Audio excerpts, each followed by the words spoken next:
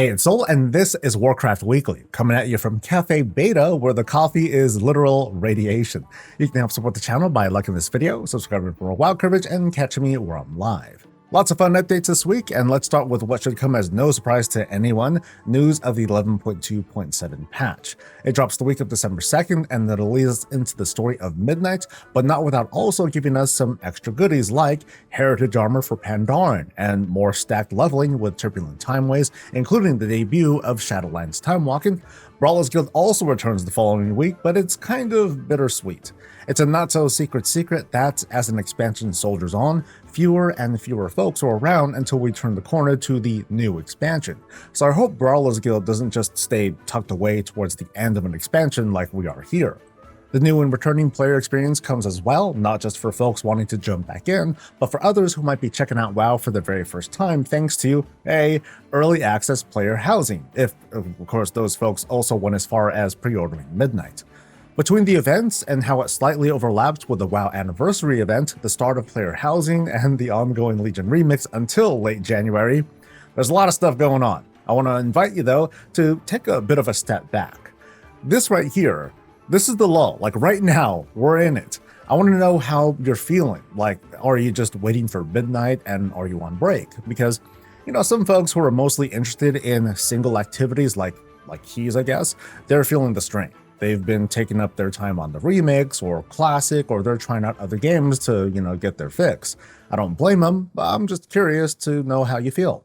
The beta for Midnight began as expected, and by that I mean, we expected lag and crashes and instability and outcry for refunds. I hear the rhetoric when folks have expectations, especially when companies like Blizzard, they campaign around beta releases as if it's some event to take time off of work for. To their credit, they definitely delivered on a genuine beta-like experience. It's gotten a bit more stable, or at least in my headcanon, they're done with their intentional throttling tests, and sure enough, the beta is still capturing gamers with the allure and, maybe the worry of what's to come. Just like the alpha launch, gamers have been wowed by the presentation of Quel'Thelasis' Updo, mostly enjoying Devourer Demon Hunter so far and have been charmed by player housing. It's the add-on and combat situation that continue to threaten the mood. Blizzard once again made the case for their actions, this time consolidating all their statements into one coherent post to be a nice juicy target for critics to take down anyway. There's a lot being said, but the work is also ongoing. The real trial for the players and devs starts next week when raid testing begins and we see Blizzard reveal the other half of their intent, altering encounter design in a world of human levels of reaction. Today though, I mostly wanted to talk about this other kind of grumbling coming from early reactions of player housing. We're seeing impressive designs and no shortage of guides to help folks out. I'm starting off by teaching folks how to get started, showing folks tools to answer their questions of how to get that certain something, but also count on me highlighting items to look out for as well. Predictably, we're also seeing a different side of the conversation, this dread over how much gamers will need to farm in order to achieve some of the designs we've been seeing around the internet.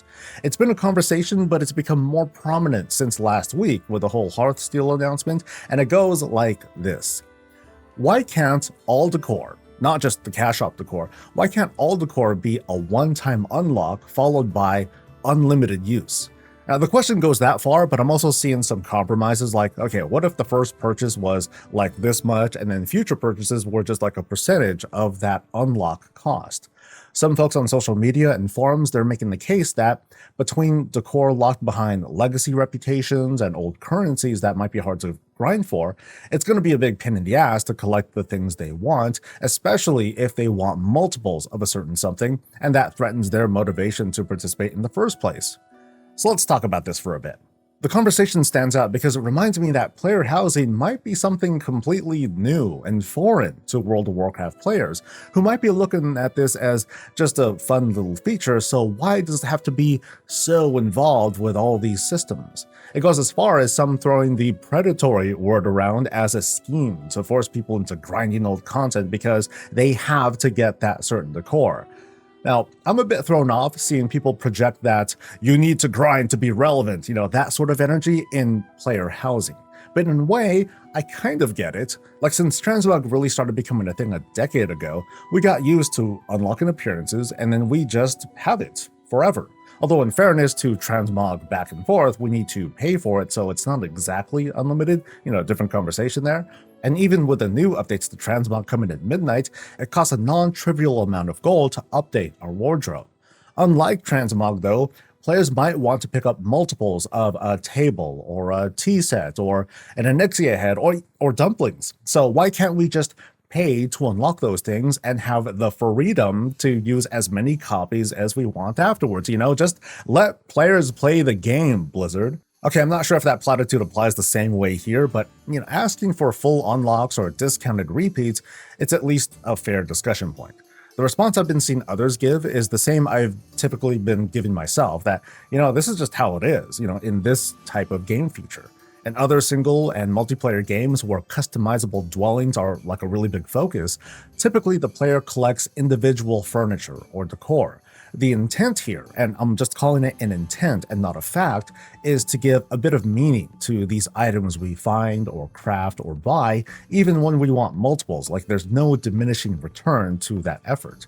Looking around, there are achievements for having learned a lot of unique kinds of decor, but there won't be such a thing as 100% collection of housing. That's just not really like the mindset that you can really have. I imagine up until recently, a lot of folks have talked themselves into thinking they need to get at least one of everything to get that first time collection bonus, so they can get housing experience for levels and so on and so forth. But from testing, endeavors aren't just the other source of experience, it's also infinitely farmable thanks to being able to complete certain endeavor tasks over and over and over. There are some caveats though, like one, this can change. We're not sure if endeavors will be up in time for early access, so people won't be able to take advantage of that right away. There are also diminishing returns from these tasks before it bottoms out, but as is, this mitigates the unquestionable need to jump through all these hoops to collect a certain decor that you otherwise have no interest in. From testing, someone who multi-boxes can get faster credit towards endeavors too, and I'm not sure if this might just end up being called a bug. World of Warcraft is a bit of an anomaly here because it's an old game. They're trying to retcon decor into 20 years of its past as if it's always been a thing with lots more to look forward to. Housing is going to make older content feel relevant, and not everyone has experienced everything the game has to offer. Like a lot of folks have just kind of blasted through during Chromie time, not quite soaking in what it is that they played through with no reason to do repeats up until now. Meanwhile, veterans may not want to feel like they've got to grind up old reps just to get a single item the devs happen to throw there. Now that said, WoW Housing is taking some very big strides in favor of players. Alpha and beta testers should notice that obtaining their first house is free. That's not a placeholder either. It is going to be free, available shortly after making your first character. In some other games, just getting a house at all is gated in numerous ways, from game progression to needing some special currency and more. If you want a bigger house, you have to go out there and buy a bigger house for the equivalent of maybe gold or like some special currency or real money. In WoW, we gain housing levels to grow the potential of whatever it is that we build.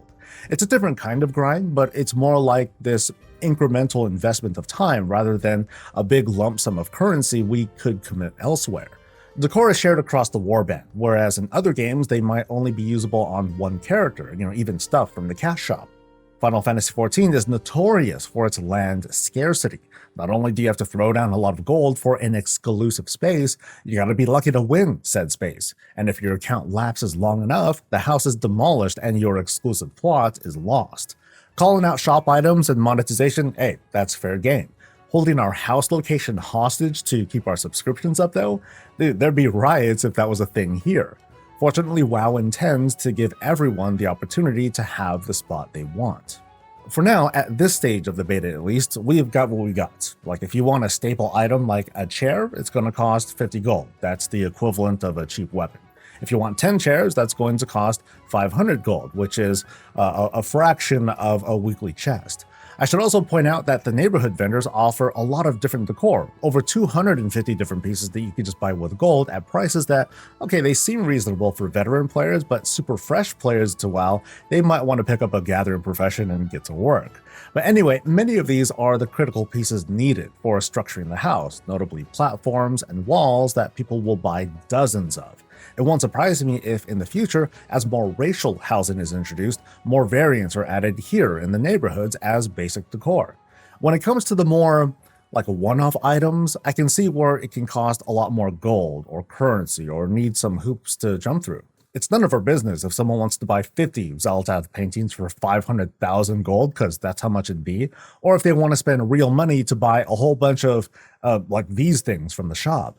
I don't think the game should be balanced around an edge case like that either. When I step back and take a look, I think instead of entertaining the thought of discount or infinite unlocks, maybe first they should just do another pass at the cost of items, notably the ones that don't use gold, because those currencies sometimes are tied to activities in such a way there's a maximum amount that can be earned per character.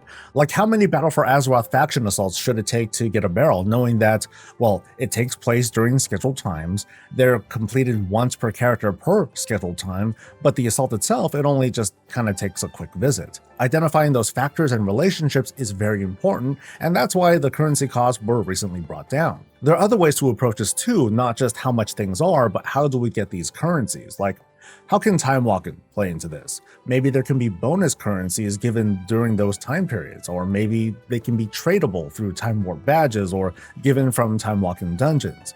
The purchase of the core, it ought to feel good, which is a very subjective take, obviously. Tweaks to the most offensive pricing should put Blizzard in a good position where they can more closely observe these relationships between activities, the currencies they give, and the demand of whatever's bought with them. It's a process, and one where I don't think they should just pull the ripcord now and turn earning the core into dropping by a vendor for a +1 unlock and then never visit again. And that's the show. I want to do more coverage and feedback for housing and professions, and I'm crossing my fingers that if they're going to start raid testing, they'll want to give testers enchants and consumables, which might mean profession vendors might be available in the next build, and then we can really start working on those. For now, though, I want to thank folks for joining me throughout this week's streams and talking with me about housing as we set up Cafe Beta. I hope that by the time you see this, I'll also have a video or two up doing some live walkthrough reactions of a couple of homes. I kind of like doing the live reaction sort of thing, but I also sometimes put my foot in my mouth, so let me know what you guys think. Let's also give thanks to our beloved patrons and to you, viewer. You made it to the end, you fed the algorithm. Please like this video, subscribe for more WoW coverage, catch me live, and I'll catch you later. Stay safe, stay healthy, and stay breezy.